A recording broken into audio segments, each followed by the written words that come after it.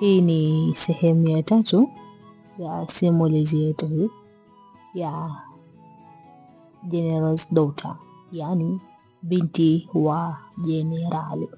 Nikukaribishe tu utege sikio lako tukaweza kujua, je, imekuwaje mara Jitu kashakamatwa huko ambapo alikuwa amekwenda kutekeleza mauaji katika hospitali ya kijeshi. Tuangalie tujue nini kile jiri. Mimi naitwa Trishi na hii ni Light Simulizi. Karibu. Kesho yake habari ilikuwa ikisambaa pale kambini kwa kasi. Ilikuwa ni juu ya tukio ambalo alilitenda Jitu. Kila mtu alishangaa ilikuwaje mpaka Jitu akadhamiria kutenda kitendo kile. Wakabaki midomo wazi. Wapambe wa Jitu sasa wakawa roho juu. Hawakujua hatima yao itakuwaje ikiwa tayari bosi wao alikuwa amekwisha kuwekwa nguvuni. Jasho jembamba liliwatoka na wengine kwa mara ya kwanza walijikuta wakianza kujuta kuwa na mahusiano na Jitu. Waliona mustakabali wa maisha yao ulikuwa unakwenda kuvurugika kabisa. Lakini jambo ambalo liliwashangaza kuliko yote ni namna bosi wao alivyokamatwa. Walijiuliza iliwezekanaje mpaka bosi wao akawa amefeli kiasi kile, wakati mpango ule ulikuwa ni siri na walikuwa wameusuka kwa umakini mkubwa sana. Wakahisi huenda miongoni mwao alikuwepo msaliti ambaye alikuwa akiuza siri. Lakini hilo wazo la kuwepo kwa msaliti walilipinga wenyewe, kwa sababu waliamini kwamba wao wote walikuwa ni wafuasi watiifu kwa Bwana Sajido Buffa, almaarufu kama Jitu. Walikuwa wamekula kiapo cha kweli cha urafiki cha kumtumikia Jitu kwa uaminifu maisha yao yote. Na ndio maana Jitu alikuwa akijiita Mungu, kwa sababu alikuwa anafahamu kwamba alikuwa na kundi kubwa sana la wafuasi ambao walikuwa wakimfuata na kuziamini itikadi zake. Pia walikuwa na jambo jingine ambalo hili sasa liliwastajabisha alimanusura wazirai. Hawakutaka kuyaamini hata masikio yao kama yalikuwa mazima kutokana na habari ambazo walikuwa wamezisikia. Walishangaa kusikia kwamba mtu ambaye alimkamata bosi wao nilikuwa ni mimi. Hapo wakawa wamechoka kabisa na akili zao zikawa ndo zimefikia ukomo wa kufikiri. Wakabaki kutamalakiwa na hofu wasijue hatima ya maisha yao. Lakini mpango wa kumkamata Jitu kwangu lilikuwa ni jambo dogo sana. Siku ya jana mara baada ya kupata taarifa kutoka kwa Salimu kwamba Bwana Sajido Buffa au Jitu alikuwa anataka kufanya ambush katika hospitali, nilitoka na kwenda kumfuata Sesi kwa siri. Nilimweleza kwamba wakati wa kumkamata mhusika wa tukio la wizi wa silaha ulikuwa umefika. Nilimwambia kwamba mhusika alikuwa na mpango wa kuvamia hospitali siku iliyofuata. Nilimpa mpango wa namna ya kumkamata ambapo Jenerali Sesi alikubaliana na mimi. Katika mpango huo nilimwomba anisaidie vitu viwili. Kwanza, anisaidie bastola, na pili anisaidie kupata miili 4 ya watu, yani maiti. Mambo hayo yakafanyika. Nikapewa silaha na pia kule hospitali maiti 4 zikachukuliwa kutoka mochwari na kwenda kulazwa katika vitanda 4 kwenye wodi ambayo Bwana Jitu alishambulia. Hii ina maana kwamba yule mtu ambaye Jitu alimshambulia kwa risasi pale kitandani hakuwa mgonjwa, alikuwa ni maiti aliyelazwa pale kama mtego. Na hivyo ndivyo ambavyo Jitu alitegwa na kukamatwa. Lakini katika tukio lile Meja Jenerali Sesi alishangaa sana kuona kumbe mtu ambaye alikuwa ndiye mhusika wa vitendo vile alikuwa ni Jitu. Awali sikuwa nimemtajia Sesi jina la mhusika, nilitaka aje amuone wakati ule anapomtia mbaroni. Sasa zoezi la kumhoji Jitu likaanza. Meja Jenerali Sesi akawatafuta wanajeshi ambao walikuwa wanajua kumkamua mhalifu barabara mpaka akatapika ukweli. Wakaja kule Sera ambako mimi na Jitu tulikuwa tumefungwa katika vyumba tofauti. Bwana Sajido Buffa, jibu maswali ambayo nitakuuliza. Kwanza, ni kwa nini ulikwenda kuiba silaha jenerali na kuweka katika kitanda cha mwenzio? Pili, ni kwa nini ulikwenda kufanya mauaji pale hospitali? Sesi aliuliza. Hivyo Sesi, ndio kunoji mimi wewe? Jitu aliongea kauli ambayo ilimshangaza kila mmoja. Mimi ambaye nilikuwa katika sero inayofuata ndio nilishikwa na butwa kabisa. Nilijiuliza, huyu Jitu alikuwa ni nani?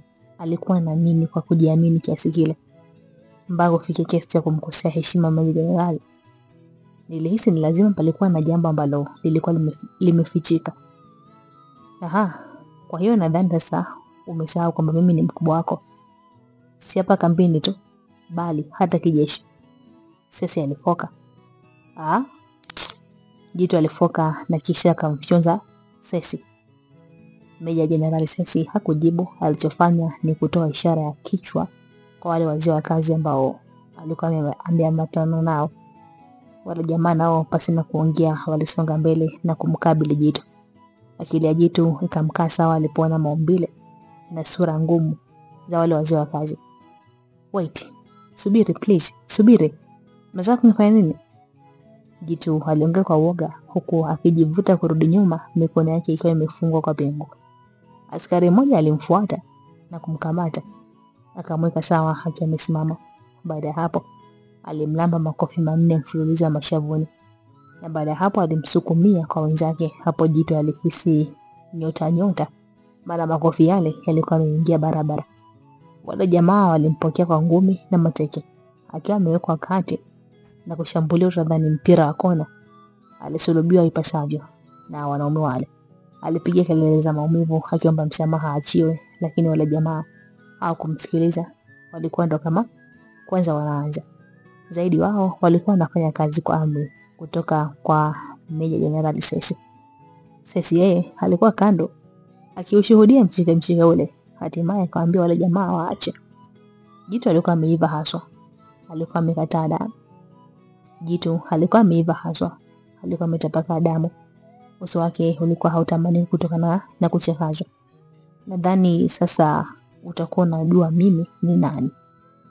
Na utakuwa na adabu. Nahitaji majibu ya maswali yangu. Sesi aliongea kama utani. Jitu hakujibu kitu. Alibaki akitizama chini huku akiwa na hasira kali sana, kwa kuona kwamba mwanamke alikuwa anamwaibisha kiasi kile. Una kiburi, si ndio? Haya, hebu nitoleeni kiburi hicho. Meja Jenerali Sesi aliongea huku akiwapisha wale wazee wa kazi. Awamu hii Jitu alichapika sana. Wale jamaa walimpa kipigo cha mbokoko. Meja Jenerali Sesi aliendelea kushuhudia jinsi ambavyo Jitu alikuwa anakung'utwa mithili ya roboti la mahindi. Kipigo kiliendelea.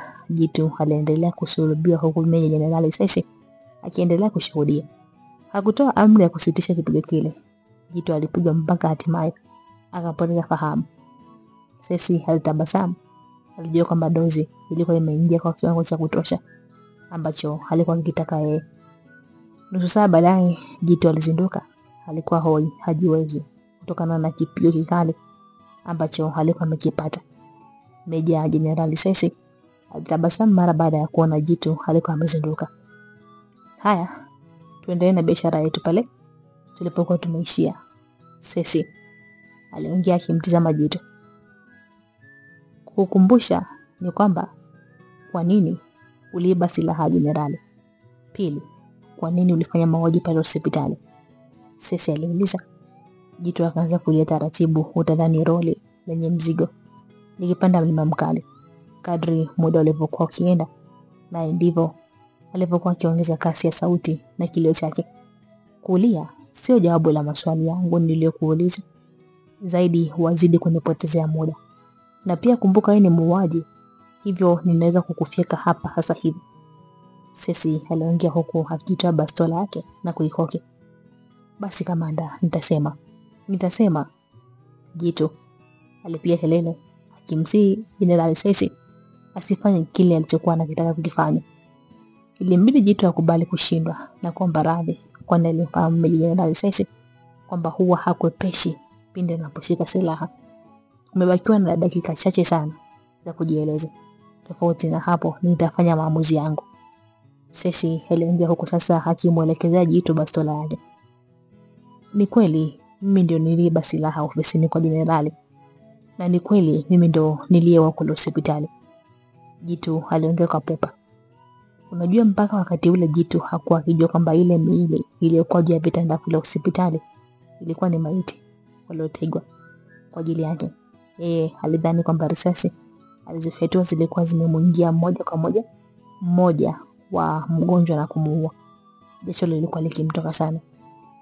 Kwa nini ulifanya yote hayo? Sesi aliuliza. Yote hii ni kwa sababu ya huyo mshenzi Willy, Jitu alijibu. Wakati huo nami kule sero nilikuwa nimetega masikio nikisikiliza kila kitu. Willy alikufanya nini? Sesi aliuliza. Swali lile likawa gumu. Hii ni kwamba hakujua ajibu nini kwa sababu hakuwa akijua ni nini sababu ya ugomvi wake nami. Yeye alijikuta ameanza kunishukia na kutaka kuniangamiza. Huyu mshenzi sana. Mshenzi huyu. Nitalipa kisasi. Jitu alijikuta amejibu utumbo. Sesi alimzibua ngumi ya shavu. Jitu akajikuta ametema damu. Kabla hajakaa sawa alizibuliwa ngumi nyingine tena ambayo nayo ilifanya ateme mchuzi mwekundu. Nimekuuliza amekufanyia nini? Umeshinda kunipa majibu yanayoeleweka. Siku zote hapa kambini umekuwa na tabia za kijinga za uonevu. Unapenda majigambo pamoja na kunyanyasa wenzako. Na mara nyingi nimekuwa nikikuonya kwa hili. Sesi alifoka. Ona sasa, tabia zako za kijinga na kitoto leo hii zimekupelekea umekuwa muuaji. Umekuwa unafanya mambo ya hatari. Je, hii ndio zawadi ambayo unamlipa babako ambaye kila siku amekuwa na kiu ya kukuona unakuwa mwanajeshi bora? Sesi aliendelea kufoka. Sasa mimi ningefanyaje? Huyu Willy anadharau sana. Anajiona yeye bora kuliko mimi. Jitu aliongea kwa hilia. Sasa unataka kujilinganisha na Willy? Huyu si type yako hata kidogo. Huyu ni askari bora na mwenye hekima. Mjinga kabisa yeye. Sesi alifoka. Baada hapo alimkamata Jitu na kuanza kumzibua ngumi za usoni na tumboni. Aisee, mbona siku ile Jitu alijuta. Alikuwa amekiamsha kichwa cha mwanamke yule. Jitu alichezea vitasa mfululizo vilivyomfanya ashindwe kuendelea kusimama. Alikaa chini akiwa amedeboda. Meja Jenerali Sesi hakumwacha, aliendelea kumshindilia ngumi mpaka alipohakikisha kwamba amekata moto. Mwacheni hapo hapo, atazinduka mwenyewe. Sesi aliongea akiwaamuru askari wale kuondoka. Ofisini kwa Jenerali Nonmani mambo yalikuwa yamepamba moto. Jenerali Nonmani alikuwa akizunguka huku na kule. Kiti chake kilikuwa kikiona kama cha moto. Yaani alikuwa anaona kama kinawaka moto. Kilikuwa kikalika. Jasho jingi lilikuwa likimtoka licha ya kiyoyozi ambacho kilikuwa kikifanya kazi yake ya kuhakikisha kwamba kinashindana na joto kali. Alikuwa amelegeza kifungo kimoja cha juu cha sare yake ili kupambana na ile joto. Haya yote yalikuwa yametokea pindi alipokuwa amepata habari za Jitu kuwa yeye ndiye mhusika wa matendo yote ya kihalifu pale kambini. Hakutaka kuamini masikio yake kwa kile ambacho yalikuwa amekisikia. Meja Jenerali Sesi hakutaka kumjulisha mapema jenerali habari zile.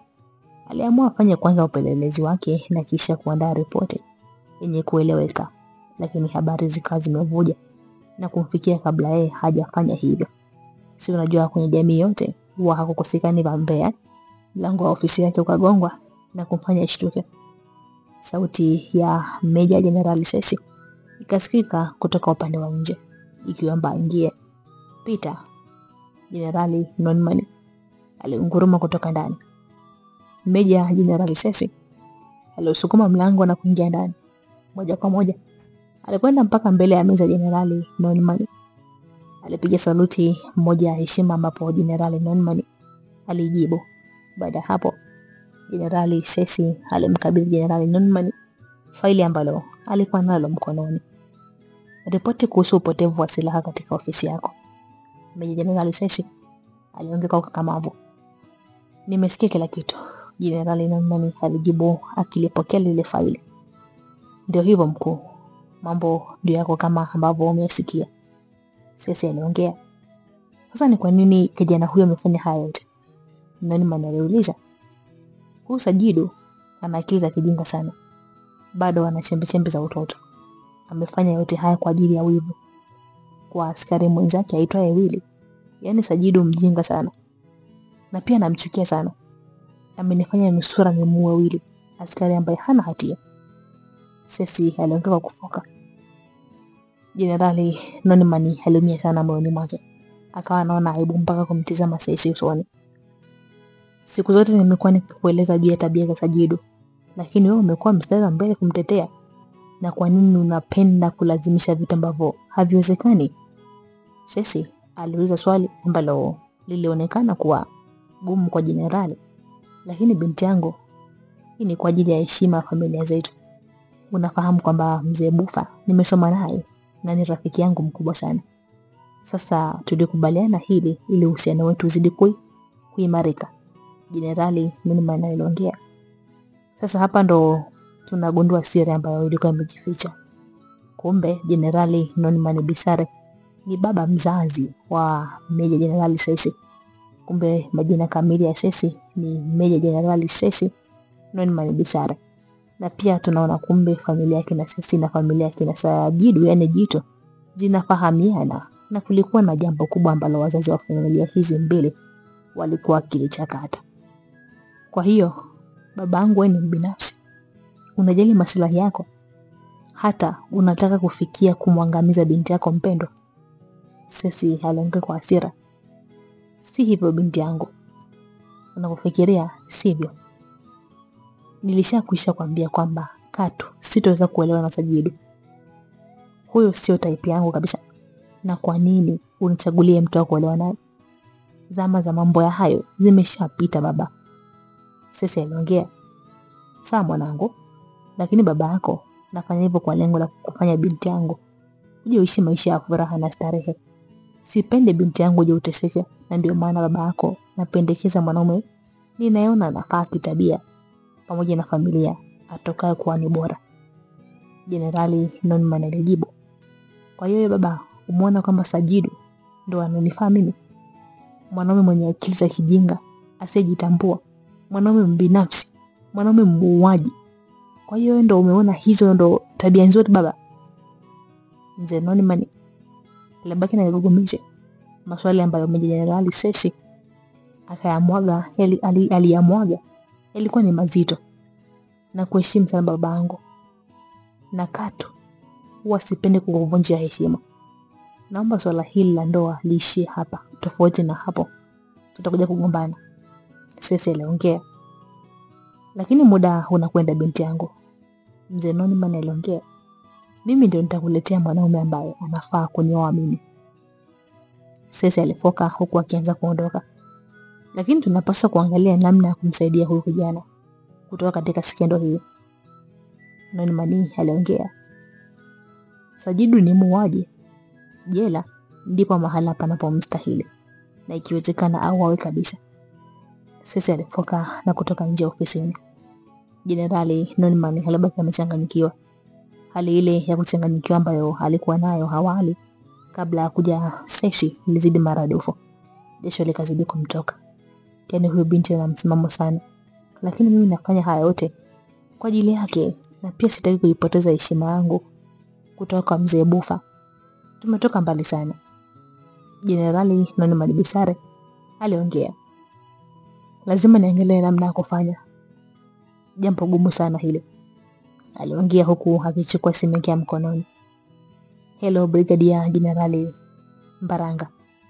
Jenerali Norman aliita mara baada ya upande wa pili wa simu kupokea. Hello General Bisare. Upande wa pili wa simu uliitika. Habari za siku nyingi bwana. Tumetupana. Aisee, naona mambo yamekuwa mengi sana. Kadri umri unavyotutupa mkono ndo mambo nayo yanazidi kuwa mengi. Upande wa pili wa simu ulijibu. Ni kweli kabisa. Sasa kuna jambo moja la muhimu sana ndilo limenisukuma nikupigie simu hii. Norman aliongea. Jambo gani hilo jenerali? Ni kumhusu kijana wangu. Unanitisha eti? Upande wa pili wa simu uliuliza. Ndio, ni kumhusu kijana wako. Lakini hatuwezi kuongea kwa simu. Njoo kesho kambini maana ni muhimu sana. Jenerali Norman aliongea. Basi sawa, kesho asubuhi nitakuwa hapa. Upande wa pili wa simu ulijibu na simu ikakatwa. Jenerali Norman Bisare alivuta pumzi na kisha akaitoa nje kwa nguvu. Jambo lililokuwa mbele yake lilikuwa ni kama mlima mrefu sana ambao alitakiwa haupande tena kwa haraka sana.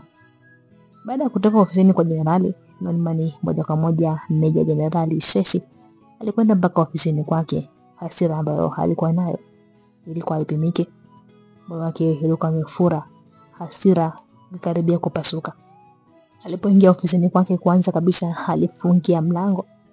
Baada ya hapo akaingia katika chumba ambacho ni msalani. Huko alimwaga kilio, alilia kwa uchungu sana.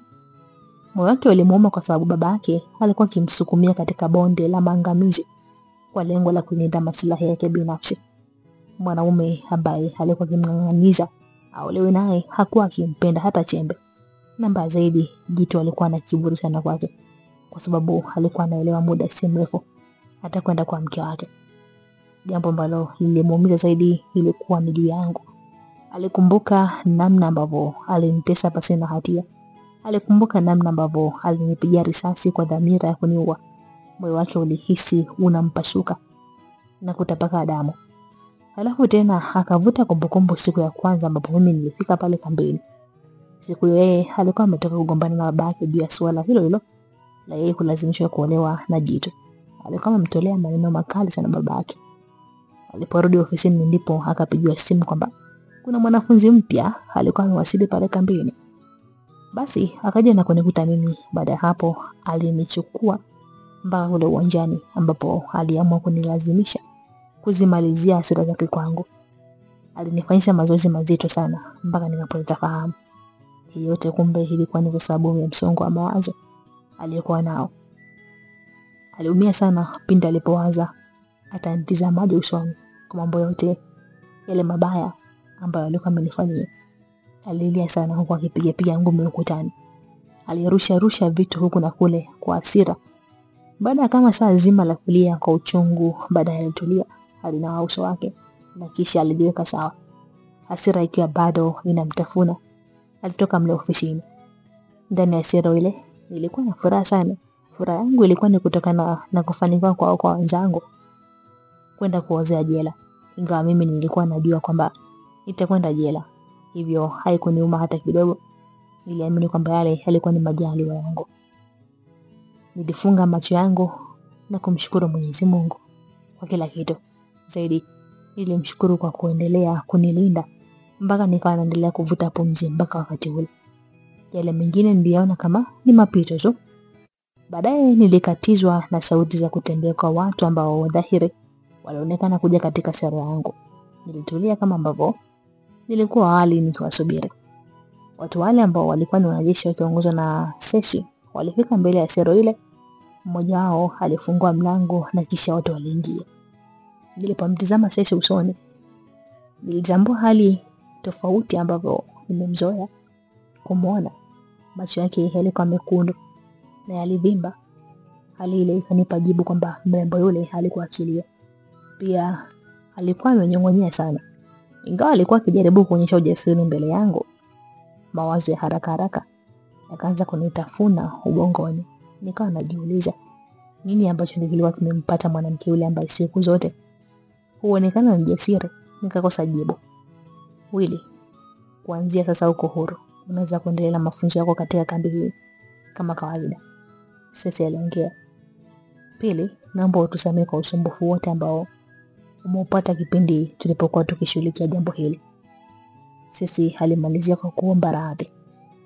Nilimtizama Sesi kuanzia usoni kisha nikamteremsha mpaka mguuni pasina kusema kitu. Nilimkagua utadhani nilikuwa ndio namuona kwa siku ya kwanza. Kitendo kile kiliwakera wale maafisa ambao alikuwa amekuja nao. Walitaka kusema kitu lakini Sesi aliwazuia kwa ishara. Inawezekanaje ikawa rahisi hivyo? Nilimuuliza Sesi.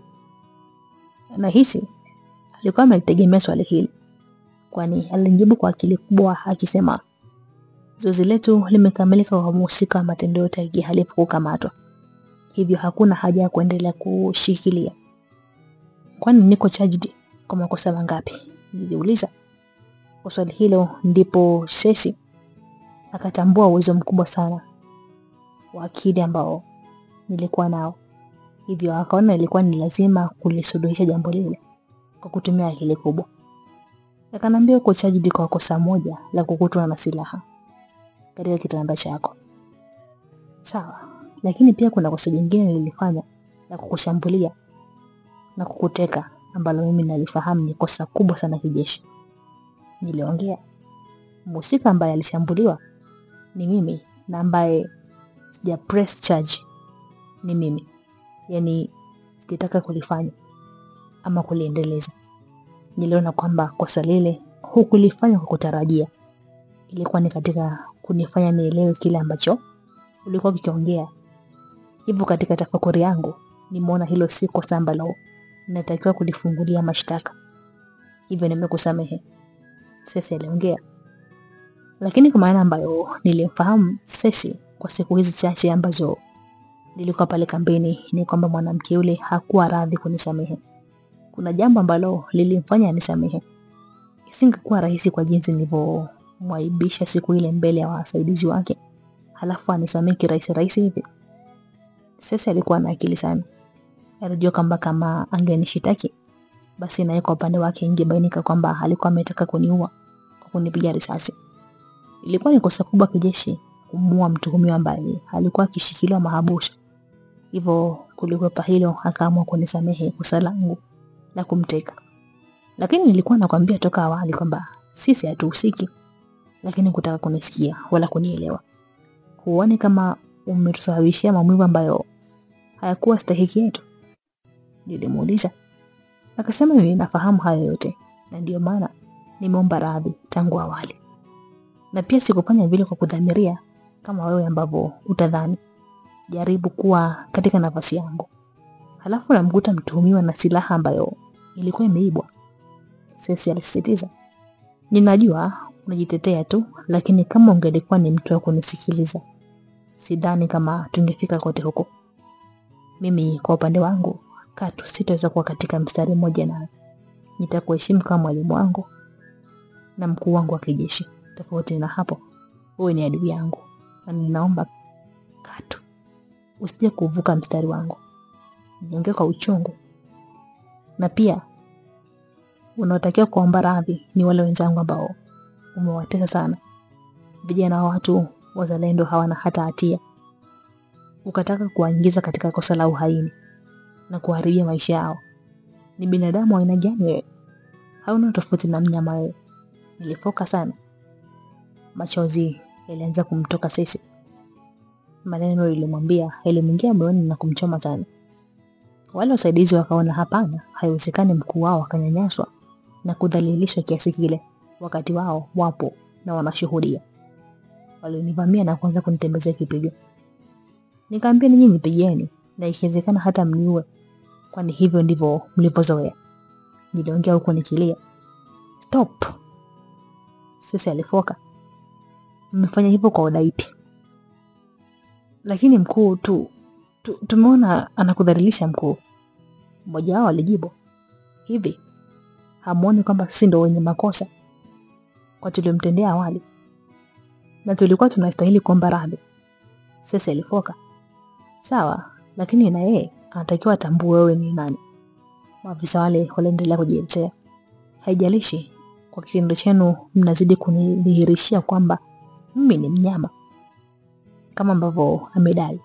Mmeniudhi sana. Sesi aliendelea kufoka.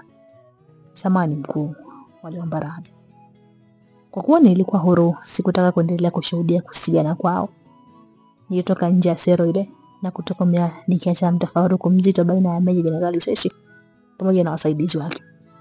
Siku iliyofuata katika kiwanja kidogo cha ndege cha jeshi, ilitoa helikopta ya kijeshi aina ya AH-64 Apache.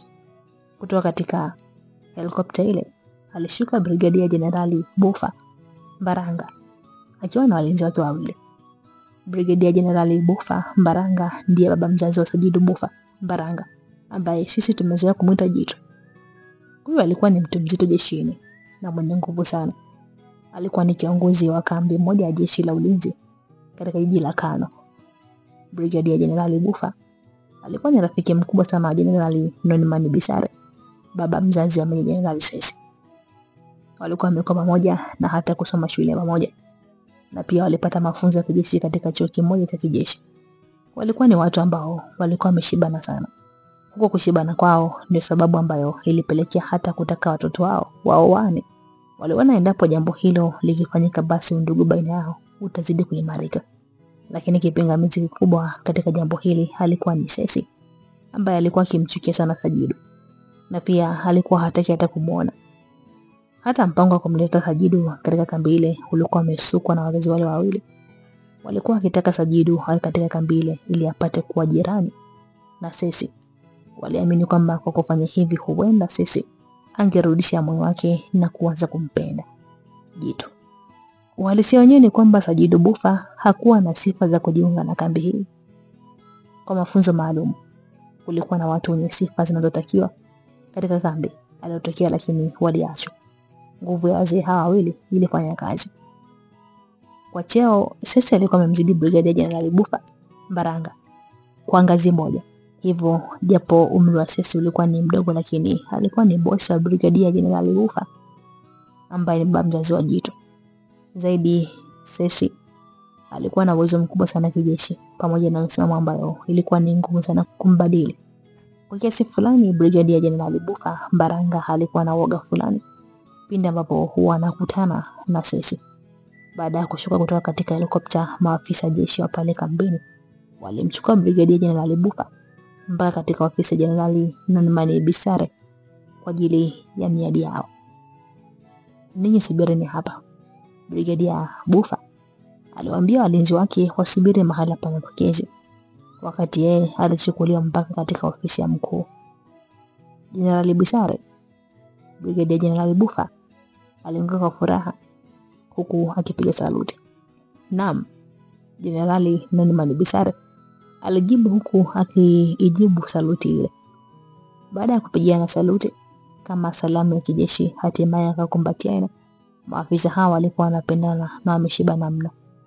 Muda mrefu sana Jenerali Brigadier Jenerali Bufa Mbaranga aliongea. Ni kweli nimejichimbia huku porini, hata sijui huko duniani kunaendaje, Jenerali Norman Bisare alijibu. Hebu nipe habari za Kano, Jenerali Norman aliongea. Kano kama kabisa, kila siku jiji linazidi kubadilika, majumba marefu na makubwa yanazidi kumea mithili ya uyoga kila uchao, Bufa alijibu. Aisee, hayo ndo maendeleo yanayotakiwa, Norman aliongea. Hakika, Jenerali Bufa Mbaranga alijibu.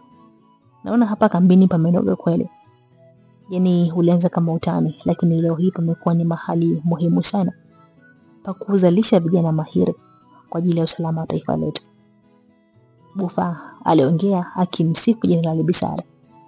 Namshukuru Mungu amezidi kunilinda na kunijalia mpaka nimeweza kuyatimiza haya ambayo yalikuwa ni ndoto na maono yangu ya muda mrefu, Jenerali Bisare alijibu kwa kumkabidhi kinywaji Brigadier Jenerali Bufa Mbaranga.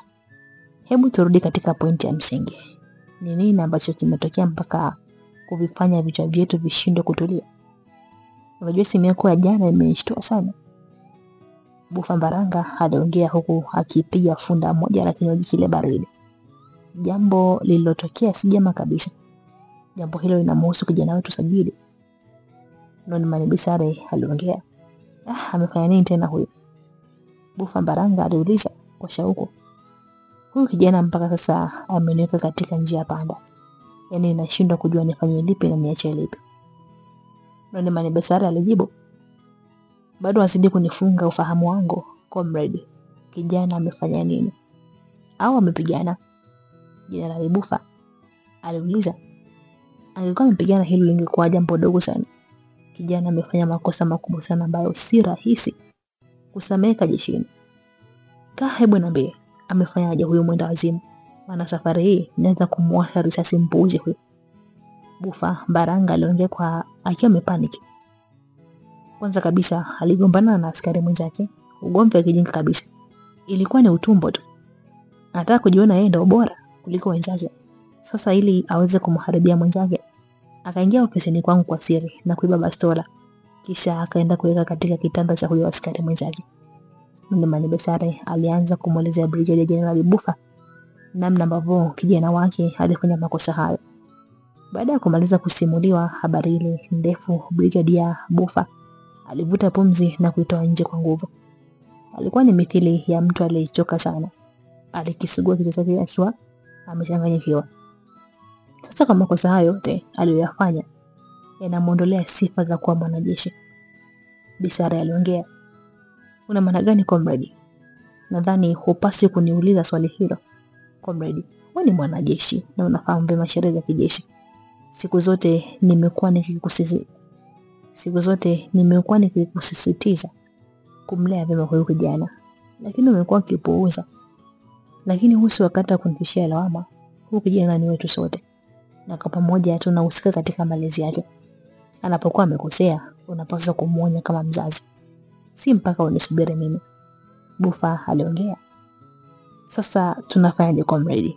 Maana tatizo hili ni letu sote." Buffa aliuliza, "Hali hii ni mbaya sana. Kwa makosa haya anatakiwa kufutwa hapa kambini, pamoja na kupelekwa mahakamani kwa ajili ya kujibu mashtaka ya wizi wa silaha pamoja na mauaji. Na mbaya zaidi, makosa haya yote aliyafanya hadharani na yana ushahidi dhahiri." Bisara alijibu, "Sasa comrade, nini maana ya nafasi ulionayo kama utashindwa kumsaidia kijana wetu? Kumbuka mahusiano yetu.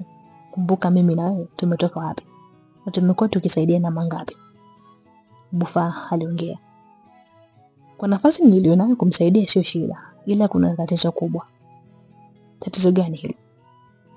"Binti yetu ni kikwazo kikubwa sana." Unamaanisha sisi?" Brigadier General Buffa aliuliza. "Ndio, nadhani umfahamu vyema. Na mbaya zaidi, makosa hayo aliyafanya kwake. Sisi huwa anapenda kusimama kwenye haki, na daima huwa hayumbishwi. Hapa nilipo nimechanganyikiwa. Sasa comrade, binti yako mwenyewe unashindwa kumcontrol. Acha kuniangusha bwana." Buffa aliongea. Maneno hayo angalisema mtu mwingine mgeni asiyemjua sisi, katu nisingeshangaa. Lakini wewe umfahamu vyema sisi. Bisara alijibu, "Sasa tutazidi kumwogopa sisi mpaka lini? Hapa maji yamezidi unga. Jambo la msingi muite sisi ili tuongee naye kwa pamoja." "Sawa." Bisara alijibu huku akichukua simu na kumpigia simu akimhitaji ofisini. Dakika 5 baadaye sisi akawa amewasili pale ofisini. Kwanza kabisa alishangaa kumuona Buffa Mbaranga kwa sababu hakuwa na taarifa za ujio wake.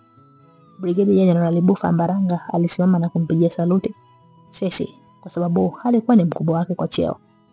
Sesi alijibu saluti ile. "Sesi mama.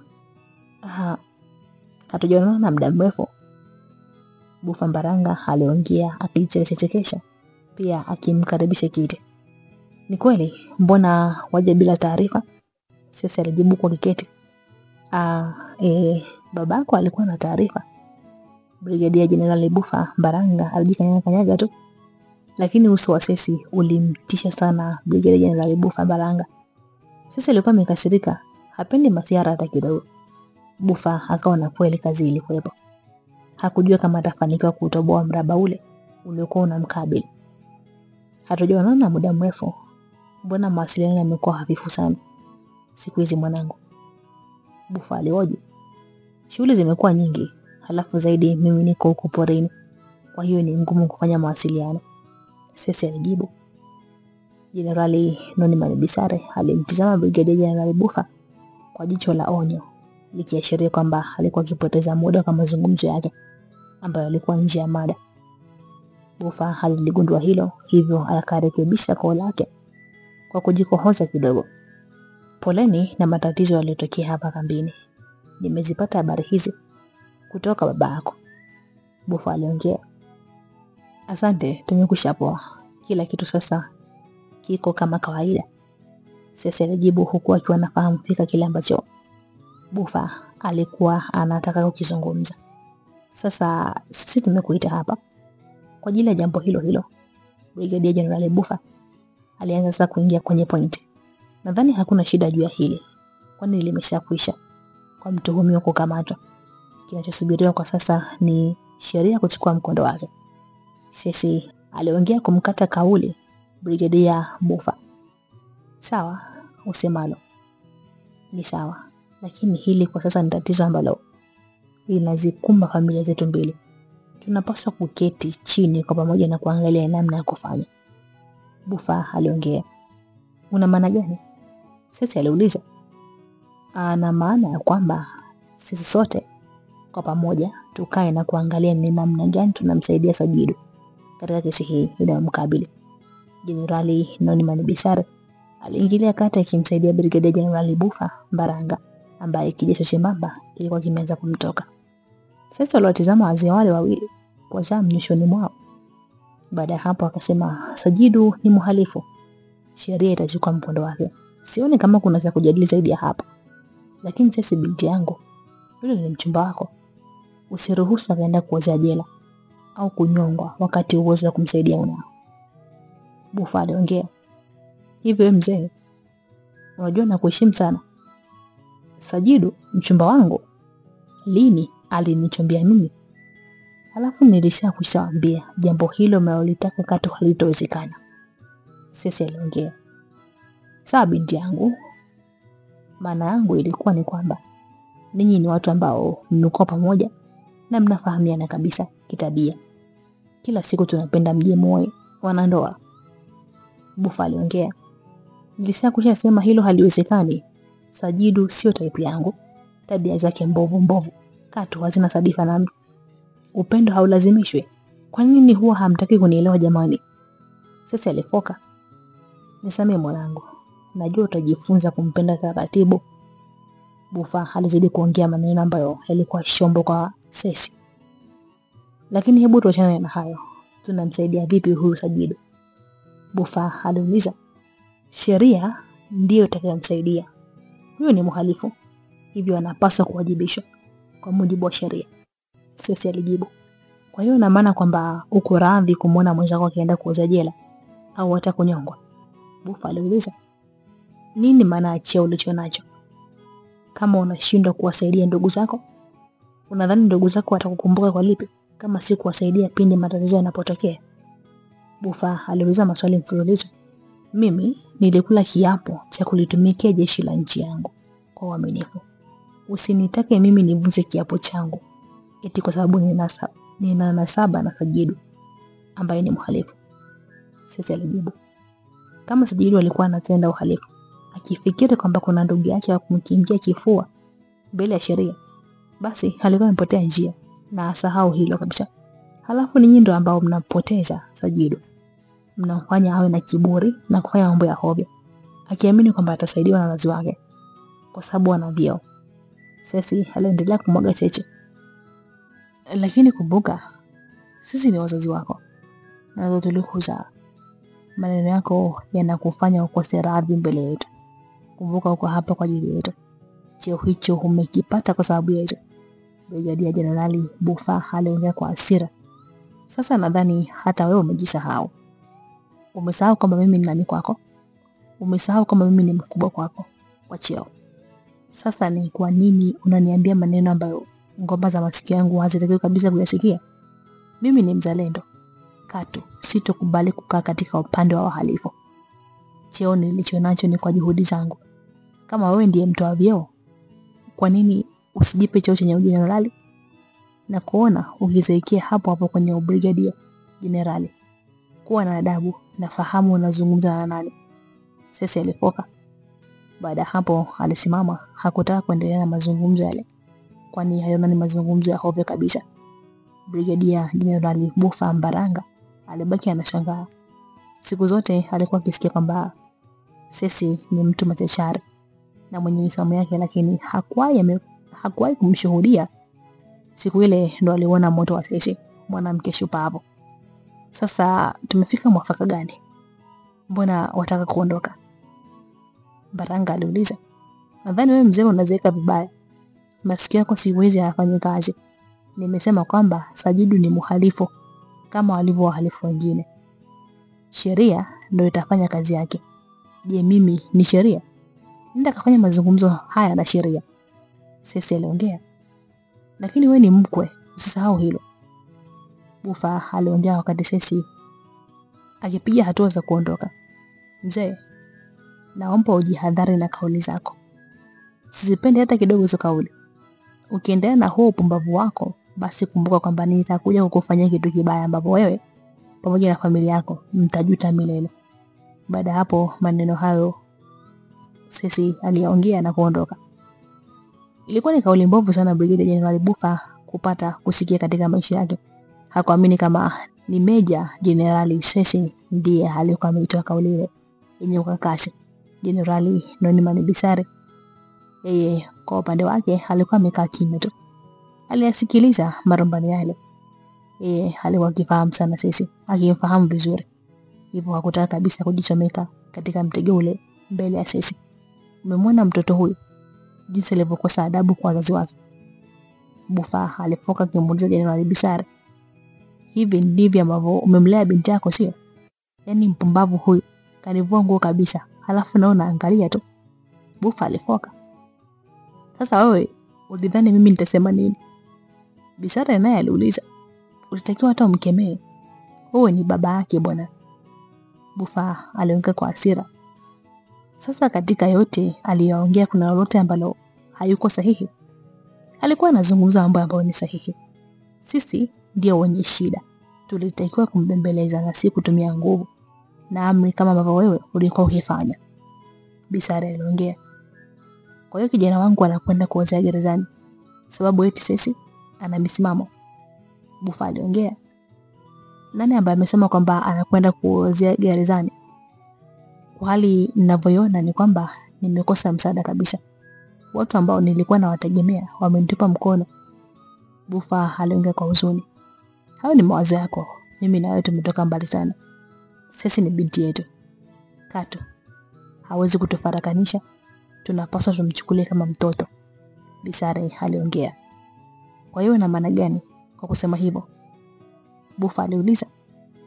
Jambo hili nitaishughulikia. Hakuna chochote ambacho kitashindikana. Mimi ndiye mwenye maamuzi ya mwisho. Basi ningependa kuongea na huyu mpumbavu Sajidu kabla sijaondoka. Bufa aliongea. Basi twende ukazungumze naye.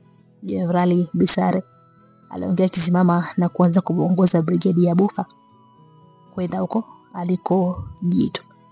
Watoto hawa watakuja kututoa roho kabla hata siku zetu. Brigade ya Bufa aliongea kimfuata Jenerali Bisare. Ndio watoto wetu sasa, hatuna namna. Jenerali Bisare alijibu huku akiendelea kuongoza njia wakitoka mle ofisini. Dakika 7 zikatosha kuwafikisha katika gereza la jeshi ambako kijana Sajidu Bufa alikuwa akishikiliwa. Ulikuwa ni msafara wa maafisa kama 7 wa jeshi akiwepo mzee Bisare pamoja na mzee Mbaranga ama Bufa. Akiwa ndani ya sero, Sajidu Bufa au Jitu aliweza kusikia mlango ukifunguliwa. Mbele yake alishangaa kumwona baba yake akiwa na Norman pamoja na maafisa wengine 5 wa jeshi. Baba, Sajidu aliongea kwa akisimama, machozi yakianza kumtiririka. Alikuwa amevimba sana kutokana na kipigo alichokuwa amekipata siku ya jana. Pasi kuongea chochote, Jenerali Bufa alimsogelea Jitu, alimtizama namna ambavyo alikuwa ameumuka mithili ya kitumbua, huku sura yake halisi ikiwa imepotea. Ghafla Brigadier General Bufa Mbaranga alimtandika konde moja la shavuni upande wa kulia ambalo lilimzungusha Jitu. Alipokaa sawa akatandikwa konde jingine la upande wa kulia. Jitu alipiga makelele, kelele za maumivu. Kenjo wewe, hivi unajua unachokifanya kina hatari kiasi gani? Mbaranga aliuliza. Baba, kuna mjinga mmoja anataka kunionea, ndio nikataka nimfunze adabu. Sasa umfunze adabu kijinga namna hii? Ona ambavyo umetuweka matatizoni. Yaani matendo yako yanakuwa karaha kwa wengine. Babake alifoka. Lakini baba, nisaidie kutoka hapa, nimechoka kukaa hapa. Jitu aliongea kideka kwa babake. Ona ulivyovimbiana kama mkate. Yaani wewe ni mjinga sana. Ni Sesi huyo ndo kanitendea hivi. Jitu aliongea. Umesema nani? Babake aliuliza. Ni Sesi. Yaani namchukia sana. Jitu alijibu. Jibu lile la Jitu lilimkasirisha sana babake. Alijiuliza, iwaje Cecy afanye unyama kiasi kile kwa mtu ambaye alikuwa akimfahamu kabisa. Aliamini Cecy alikuwa amefanya vile kwa sababu ya hasira ambazo zilitokana na wao kumlazimisha kuolewa kijana wake.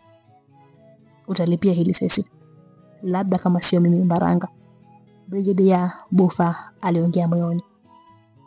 Huwezi ukamuumiza kijana wangu mpendwa, alafu mimi nikabaki na kutizama tu. Aliendelea kuwaza, Jenerali, kwa nini uliruhusu hili? Kijana ameumia sana huyu. Buffa aliongea akimtizama Jenerali Bisare. Mazingira yalikuwa ni magumu, kijana alikuwa ametenda uhalifu. Bisare alijibu, sasa anahitaji tiba huyo. Tunaweza kusababisha tatizo kubwa sana kiafya. Brigadier Jenerali Buffa aliongea. Hakuna shaka, Bisare alijibu. Baba, nitoe hapa baba, nitakufa mimi. Jito aliongea kilia kwa madeko. Sijali mwanangu, Uncle Norman atashughulikia hilo, Buffa alijibu. Hebu mchukueni huyu na kisha mpelekeni hospitali, aliwaamuru wanajeshi waliokuwa pale. Jito alichukuliwa na kutolewa Mlesero na kisha akapelekwa hospitali. Mle ndani walibaki Brigadier Buffa pamoja na Bisare wakiongea. Sasa comrade, unapaswa kukaa vyema na binti yako, muonye kwamba tabia yake si nzuri. Mbaranga aliongea. Nitakaa naye usijali. Yaani kwa tabia alionyesha leo, mimi sijapenda hata kidogo. Buffa aliendelea kulalamika. Hilo limeisha comrade. Cecy ni mimi peke yake ndio naye mumdu. Sasa swala la sajili limekaaje? Maana bado hujaniweka wazi, Buffa aliuliza. Hilo limekwisha comrade. Kuanzia sasa Jidu yuko huru. Kilichobaki ni kwenda kuteketeza nyaraka zote zinazohusiana na kesi yake. Ila anapaswa kujiangalia sana, maana anatoka katika wakati mgumu sana, Bisare aliongea. Nashukuru sana, lakini yule ni mwanao pia. Unapaswa hata wewe uwe unamkanye pindi unapopata nafasi. Ona, pameshaanza kuwa na uadui baina yetu, baina ya wanetu hawa. Nina hofu hata mpango wetu kuhakikisha wanaoana kama utatimia, Buffa alijibu. Mpango utatimia tu, basi na matatizo. Watoto kamwe hawawezi kutushinda sisi wazazi wao. Sasa nadhani muda wa kuondoka kwangu umefika. Je, nitaondoka na nini leo? Brigadier Jenerali Buffa aliongea. Nina bastola 20 na submachine gun 2 pamoja na risasi zake. Nadhani tutapata pesa nono, Bisare aliongea. Hapo ni pesa nzuri sana, Buffa alijibu kwa furaha. Lakini kuna baadhi ya pesa ya mzigo uliopita hujanipa bado, Jenerali aliongea. Hilo ni swala dogo sana, pesa ipo tayari, Brigadier Jenerali Buffa Mbaranga aliongea. Basi utakapokwenda mjini hakikisha kwamba unaiweka katika akaunti yangu. Safari hii natarajia kukusanya mzigo mkubwa sana, Bisare aliongea. Safi sana comrade, wakati wa kutengeneza maisha ni sasa.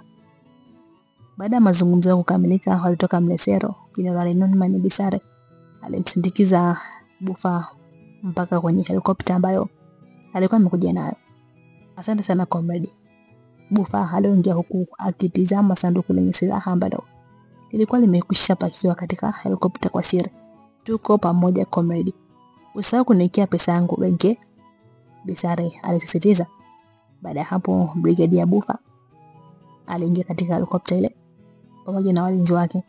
Helikopta ikawashwa na kisha ikapaa kuelekea kambile ya kijeshi. Norman alikwenda moja kwa moja mpaka ofisini kwake. Kichwani alikuwa na mawazo mengi sana. Swala la Sajidu lilikuwa limempa joto kweli kweli. Alichukua faili la ripoti ya kesi ya Jitu ambalo alikuwa ameletewa na Meja Jenerali Cecy hapo kabla siku ya jana. Alitizama na kisha akasoni. Akachukua kiberiti na kutoka nalo nje ambapo alitafuta mahali pa faraga. Baada hapo alilitia moto. Cecy binti yangu, hivi kwa nini huwa unapenda kushindana na baba yako? Norman Bisare aliongea kwa sauti ya chini pindi akilishuhudia faili lile likiteketea kwa moto. Sasa hapa tunakuja kuona kwamba kumbe licha ya kutoa mafunzo ya kijeshi, lakini kambi ile, yani camp namba 26, ilikuwa ni kambi ambayo ilikuwa ni kitovu cha biashara haramu ya silaha. Jenerali Norman Bisare hakuwa mtu mzuri kwa taifa lake la Bantu. Hakuwa mzalendo hata kidogo. Kumbe wazo la kuanzisha kambi ile halikuwa ni kwa maslahi ya taifa. Lengo lake lilikuwa ni kufanya biashara haramu ya silaha kwa kujificha katika mgongo wa kambi ile. Hakika alifanikiwa kwa jambo hilo. Kwa kushirikiana na rafiki yake wa muda mrefu wa kufa na kuzikana, Brigadia General Bufa Mbaranga, walifanikiwa kuendesha biashara hii kwa usiri mkubwa sana. Jenerali Nonimani Bisare kazi yake ilikuwa ni kuzikusanya silaha hizo kwa njia ya panya, na kisha alikuwa akimkabidhi Bufa ambaye alikuwa akizipeleka katika masoko ya giza, yani black market. Biashara hii iliwapa faida kubwa sana. Iliwafanya wawe ni maafisa jeshi ambao walikuwa na ukwasi mwingi sana. Serikali ilikuwa gizani, haikuwatilia shaka juu ya ukwasi wao. Ilidhani kwamba mishahara mnono iliyokuwa ikiwalipa ndio walitumia katika kufanya uwekezaji wa miradi mbalimbali ilikuwa ikionekana. Lakini haikuwa hivyo. Miradi ile ilikuwa ni geresha tu. Biashara ya silaha ndio iliyowafanya wawe miungu watu. Meja General Sesi, binti wa Generali Bisare, hakuwa akifahamu biashara hii chafu ambayo baba yake alikuwa akifanya.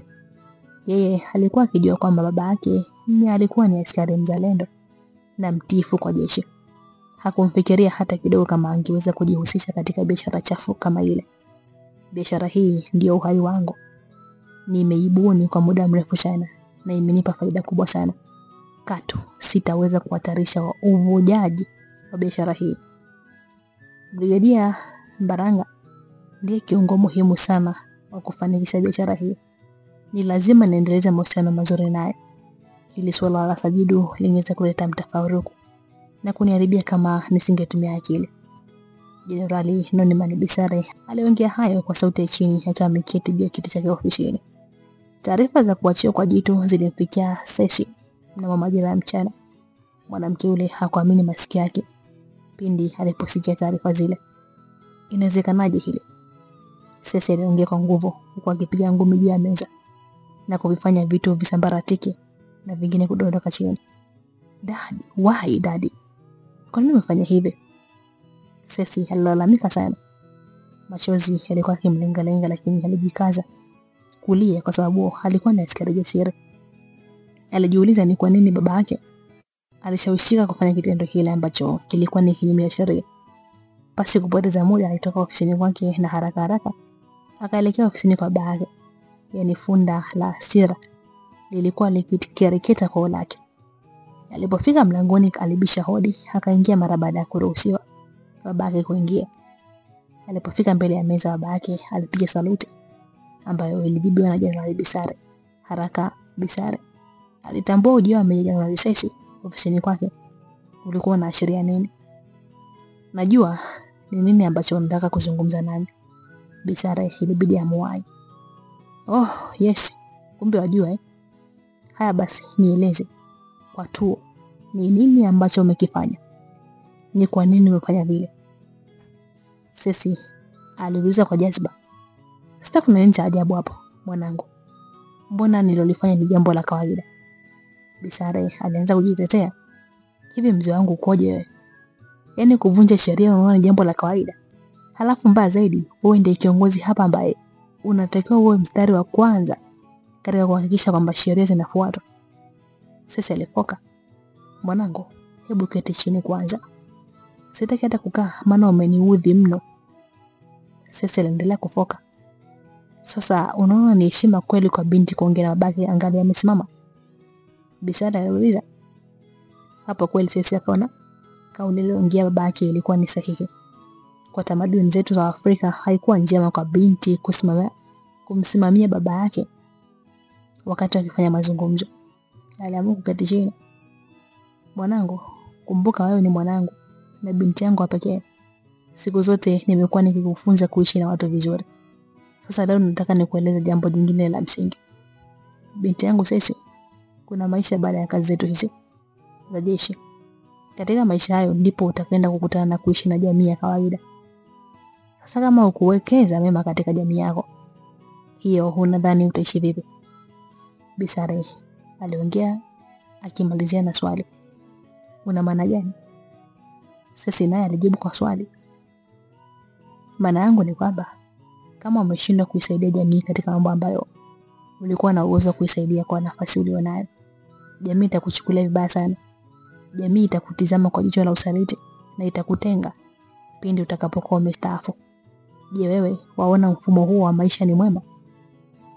Jenerali Bisare aliendelea kuchochea moto. Yaani usaidie kumtoa mhalifu jela, hiyo ndio busara ya kuishi na watu wema. Unaizungumzia kukumbatia wahalifu wa kawaida, hiyo ndio kuishi wema na jamii? Sasa aliuliza, upeo wako wa kufikiri bado ni mdogo sana binti yangu. Namna ambavyo mimi nayaona mambo ni tofauti na wewe ambavyo unayaona. Nafanya haya yote kwa ajili ya kukulinda wewe. Bisare alijibu, kwanza kabisa umenitusi. Wasema kama upeo wangu wa kufikiri ni mdogo. Kwa hiyo mimi kukuhoji kwa jinsi unavyovunja sheria waona kama upeo ni mdogo, sio? Sesi aliendelea kuwasha moto. Nisamee binti yangu kama ona nimekutusi. Sikuwa na maana ya kukutusi. Nilikuwa nataka nikufanye uyatizame maisha katika namna nyingine. Hatukutakiwa kuendelea kumwangalia Sajidu akiendelea kuwazia jela wakati uwezo wa kumsaidia tunao. Bisare aliongea. Hapo ndipo tunaposhindana, mimi na wewe. Sajidu ni mhalifu, alipaswa kuchukuliwa sheria. Hupaswi kuvunja sheria eti kwa sababu mhalifu ni ndugu yako. Hiyo sio haki kabisa, sio haki kabisa. Sasa aliendelea kufoka. Sasa utanifanya nini? Tayari nimekushavunja sheria. Utanifanya nini? Bisare aliamua kufupisha madama na sasa alikuwa anakuja moto sana. Sasa alimtazama babake akiwa haamini kile ambacho alikuwa amekisikia. Siku zote alikuwa anadhani kwamba anamjua vizuri baba yake. Lakini siku ile ndipo alipotambua kwamba hakuwa akimfahamu vyema baba yake. Baba yake alikuwa ni zaidi ya vile alivyokuwa akimfahamu. Ndio. Maana mimi nakuelekeza upanue fikira zako, lakini wewe hutaki kunielewa. Utanifanyaje sasa? Utanifanya nini?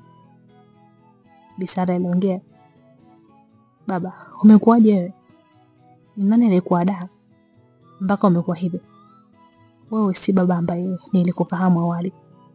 Sasa aliongea kwa uchungu akimsikitikia babake. Mimi ndiye mwenye maamuzi ya mwisho hapa, na siku zote usije ukasahau kwamba mimi ni mkuu wako na zaidi ni baba yako. Ushahidi wa kesi ya Sajidu nimeuteketeza, na kuanzia sasa Sajidu yuko huru. Acha maisha mengine yaendelee. Bisare aliunguruma mbele ya binti yake. Kwa hasira ambazo alikuwa nazo akaona katu hataweza kuendelea kubishana na babake. Alisimama ghafla na kutoka nje ya ofisi ile. Kwa hasira aliyokuwa nayo alitamani hata apasuke. Askari jeshi ambao alikuwa akipishana nao njiani pindi akielekea katika ofisi yake walimshangaa sana. Hawakuwahi kumuona Sesi katika hali ile. Walihisi huenda alikuwa amekumbwa na shida kubwa, lakini walishindwa hata kusikia tatizo ambalo lilikuwa limemkumba, wakabaki kumsikitikia tu. Siku tatu baadaye, majira saa 9 alasiri, nilikuwa nimeketi bustanini nikiufaidi upepo mwanana ambao ulikuwa ukivuma pale. Nilikuwa peke yangu kwa wakati ule, kwani wenzangu nilikuwa nimewaacha kule bwenini wakifanya usafi wao binafsi. Siku hiyo kichwani mwangu nilikuwa na mawazo sana. Nilikuwa nikijaribu kutafakari mustakabali wa maisha yangu pale kambini. Kama nitaweza kumaliza salama. Nilikuwa naona kama itakuwa ngumu sana kumaliza mafunzo yangu bila kuingia katika 18 za Sesi. Nilikuwa namchukia sana mwanamke yule na nilikuwa sitaki hata kumuona. Nikiwa bado ningali nimezama katika lindi la mawazo, nilihisi kama mchakacho wa hatua za mtu nyuma yangu. Niligeuka ghafla nipate kumbaini huyo ambaye alikuwa akija kimya kimya mahali ambapo mimi nimeketi kubarizi. La haula. Sikuamini kama ni kweli macho yangu alikuwa akimuona Sesi. Nilifikisha macho yangu vyema ili kuhakikisha, nikathibitisha kwamba kweli alikuwa ni yeye. Samahani kwa kushtua, Sesi aliongea huku akija kujikaribisha kuketi katika benchi pembeni nilipokuwa nimeketi. Bado nilikuwa katika hali ya kuduaa. Nilijiuliza kulikoni kwa adui yangu huyu mpaka anathubutu kuja kuketi pembeni yangu. Nisamehe kwa kusumbua, kwani ninakuwa na katika deep feelings. Yaani kwa mawazo ya mbali sana. Sasa aliongea. Tofauti na Sesi ambaye nilikuwa namfahamu mimi. Huyu wa leo alikuwa tofauti kabisa. Hakuwa Sesi yule ambaye daima huwa amejawa na kiburi pamoja na kujiamini. Huyu alikuwa mpole na mnyenyekevu. Halafu uso wake ulionyesha kwamba alikuwa ni mtu mwenye mawazo sana. "Unataka nini hapa?" Niliuliza kwa ghadhabu. Akanambia, "Sijaja hapa kwa shari Willy. Nina shida." "Hivi wewe umesahau kabisa kwamba nilikuonya kwamba uheshimu mpaka yako? Umesahau kabisa kwamba nilikwambia wewe ni adui yako mkubwa? Sasa naona unataka kuanza kunichokonoa ili upate kunifahamu zaidi." Nilifoka. Kanambia, "Samahani Willy, unajua." Nikamwambia, "Samahani ni nini? Hebu toka hapa kabla sijakufanya kitu kibaya." Nilifoka kwa hasira sana. Mpaka Sesi mwenyewe alishtuka. Alisimama na kunitazama huku akiwa ameibana mikono yake mbele kwenye hips zake. Machozi yalianza kumtoka, lakini mimi sikujali. Nikamwambia, "Toka, nenda." Nilifuza kama mbu. Sesi hakuwa na namna nyingine zaidi ya kuondoka. Machozi yalikuwa yakibubujika na alikuwa akiyafuta kwa kitambaa laini cha rangi nyeupe. "Na hakikisha kwamba hukatizi katika anga zangu kwa kenge." Niliongea huku nikimalizia na tusi. Sesi hakujali, aliendelea na safari yake ile ya huzuni. Baada ya kitendo kile nikafarijika sana moyoni. Nikajiona mwepesi. Yaani nikaa ni mtu ambaye alikuwa ametua furushi fulani hivi zilizo ambalo alikuwa amelibeba. Pumbavu sana. Unaleta ujinga wako hapa. Niendelea kufoka peke yangu. Tena huyu kuna kitu nahisi anakitafuta kutoka kwangu. Toka nimefika hapa chuoni, naona kabisa mwenendo wake dhidi yangu si mwema kabisa. Huyu ni lazima atakuwa ametumwa huyo, pumbavu zake. Niendelea kufoka peke yangu mithili ya mwenda wazimu. Safari ijayo akijichanganya tu kwangu, ndipo najua mimi ni nani. Nitamtoa kabisa meno yake ya barazani. Kenge wa kike huyo. Bado ghadhabu ilikuwa haitaki kuniacha. Nilikuwa nikiongea huku nikihema kwa nguvu kwa jazba. Hata Sesi alipoondoka pale, alikuwa amefanya jambo la maana sana. La sivyo lingeweza kutokea jambo baya sana baina yetu. Alipotoka kule bustanini, Sesi hakutaka tena kwenda ofisini kwake. Moja kwa moja aliongoza kwenda nyumbani kwake. Kichwa chake kilikuwa kimechanganyikiwa na moyo wake ulikuwa unamuuma ndani kwa ndani. Alipofika chumbani kwake, alijitupa juu ya kitanda pasi na kubadili hata sare zake. Aliangua kilio. Alilia sana mithili ya mtoto mdogo. Kitendo cha kumwachia jitu ambacho alikuwa amekifanya baba yake kilimuumiza sana moyoni. Alikiona kitendo kile kama ushindi mkubwa sana kwa jitu. Alijua saa jitu ndio alisema na kujitutumua ili apate kupambana naye.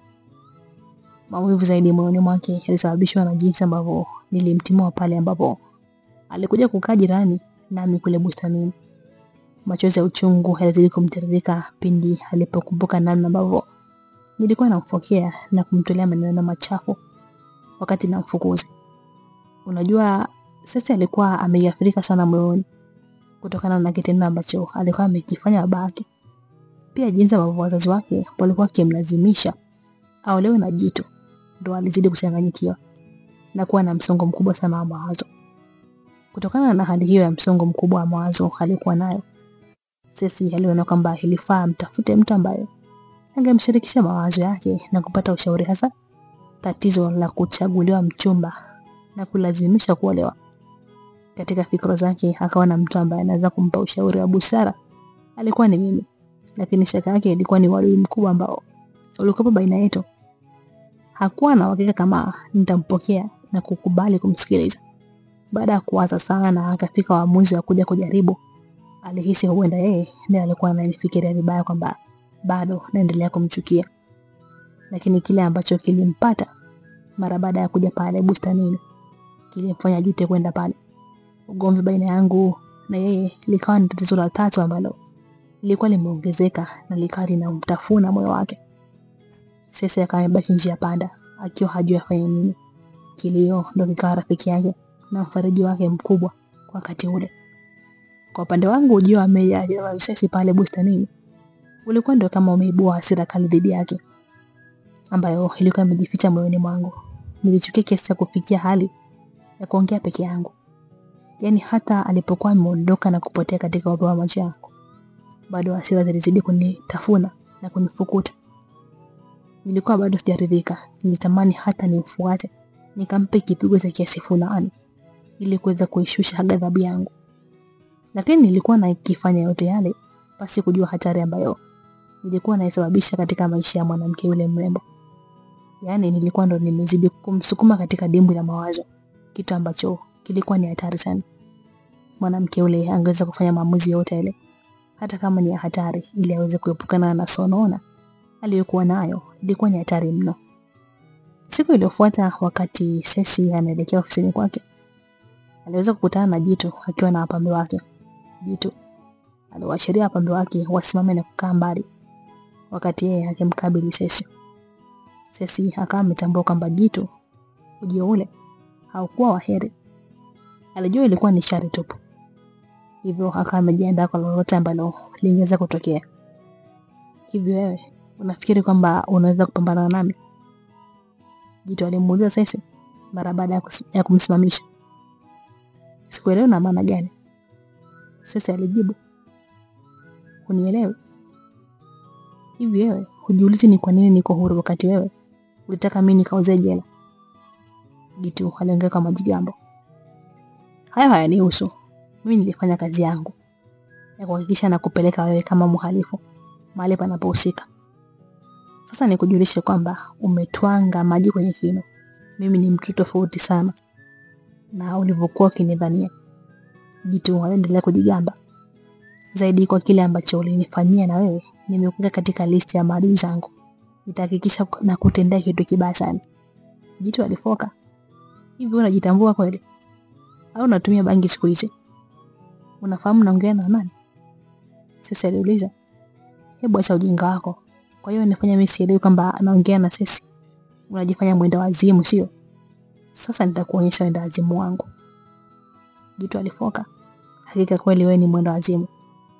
Kama ambavyo umejipambanua, na uwe makini na matendo yako, maana next time I will not spare you. Yaani sitakusamehe. Cecy aliongea. Mimi ni mwenye nguvu sana.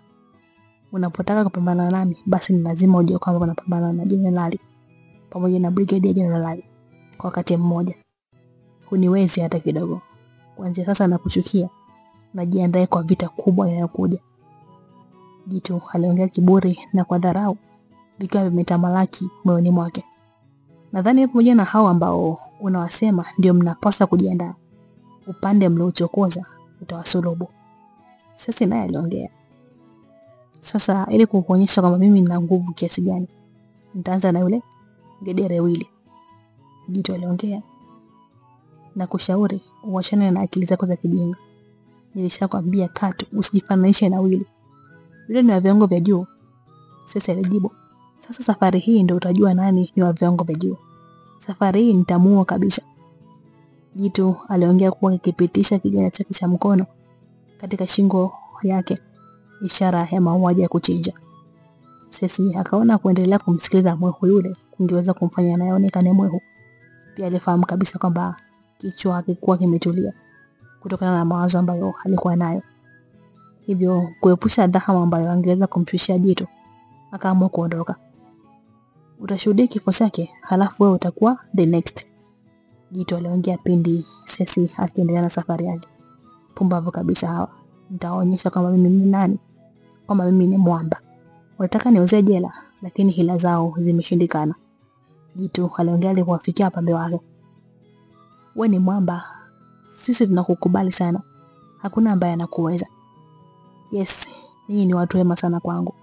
Kwa kuwa siku zote mmekuwa mkinikubali na kuwa sambamba na mimi. Nadhani mpaka sasa mtakuwa mmeamini kwamba hakuna ambaye ananiweza mimi kwa kila kitu. Jitu aliongea kijigamba mbele ya wafuasi wake. Wewe ni zaidi ya chuma. Kukushabikia wewe, sisi tunaamini kwamba tumechagua pande sahihi kabisa. Mpambe mwingine naye alijioshia mbele ya Jitu. Basi nami nahakikishia kwamba maisha yenu yatakuwa bomba kabisa. Jitu alihitimisha. Jamani, sijui itakuwaje. Maana hili vagi linakoelekea, maana mimi hata sielewi. Huyu Jitu sijui ana mpango gani.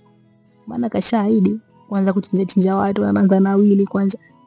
Sasa sijui hapo kama atamuweza Willy, maana Willy naye ni muziki mwingine kabisa. Tena muziki wa taratibu ambao hauna mapara wala nini. Jamani, tukutane katika sehemu ya 4 tuweze kujua je, nini kitajiri katika hili zengwe. Jina langu naitwa Trish. Na hii ni Light Simulizi.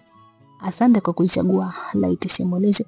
Asante kwa kumchagua binti wa My Lovely Dave. Asante kwa kumchagua binti Trish.